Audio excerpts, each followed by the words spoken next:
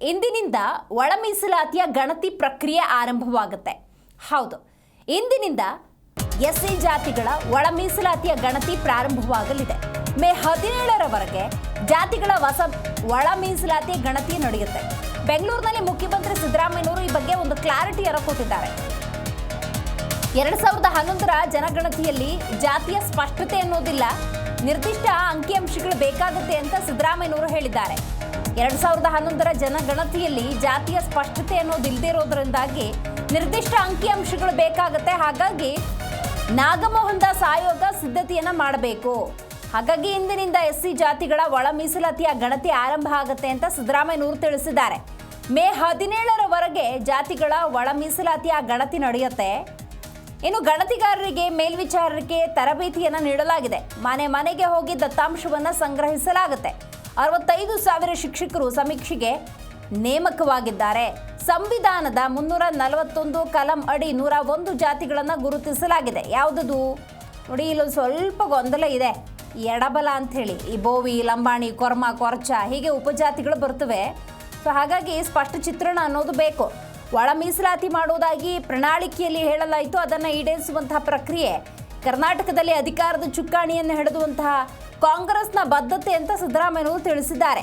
ಪರಿಶಿಷ್ಟ ಜಾತಿಯವರಿಗೆ ಮನವಿ ಮಾಡ್ತೇನೆ, ಗಣತಿಗೆ ಸಹಕರಿಸಿ ಅಂತ ಹೇಳಿ ಸಿದ್ದರಾಮಯ್ಯನವರು ಮನವಿಯನ್ನ ಮಾಡಿಕೊಂಡಿದ್ದಾರೆ. ಬೋವಿಗಳು, ಲಂಬಾಣಿಗಳು, ಕೊರಮ, ಕೊರ್ಚ,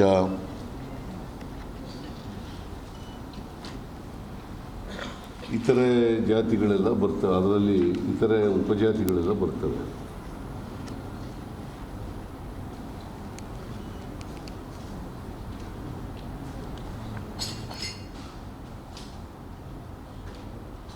ಈ 101 ಜಾತಿಗಳಲ್ಲಿ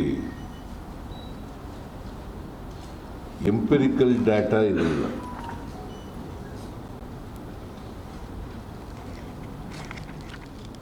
ಯಾಕಂತಂದರೆ ಸದಾಶಿವ ಆಯೋಗ ವರದಿ ಕೊಟ್ಟಾಗ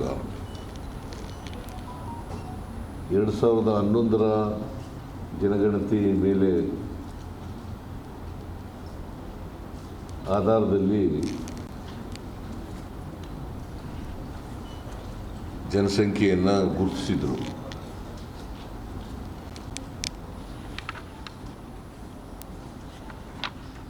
ಒಂದು 1/8/2024ರಲ್ಲಿ ಸುಪ್ರೀಂ ಕೋರ್ಟ್ನವರು ಒಂದು ಜಡ್ಜ್ಮೆಂಟನ್ನು ಕೊಡ್ತಾರೆ.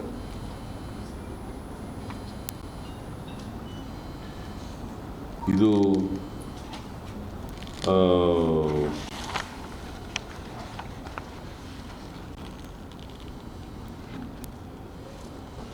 Punjab and others versus Devinder Singh and others. Punjab and others versus Devendra Singh and others 2024 August 1ನೇ ತಾರೀಕು ಈ ಜಡ್ಜ್ಮೆಂಟನ್ನು ಕೊಡ್ತಾರೆ. ಸಂವಿಧಾನದಲ್ಲಿ ಒಳ ಮೀಸಲಾತಿ ಮಾಡಲಿಕ್ಕೆ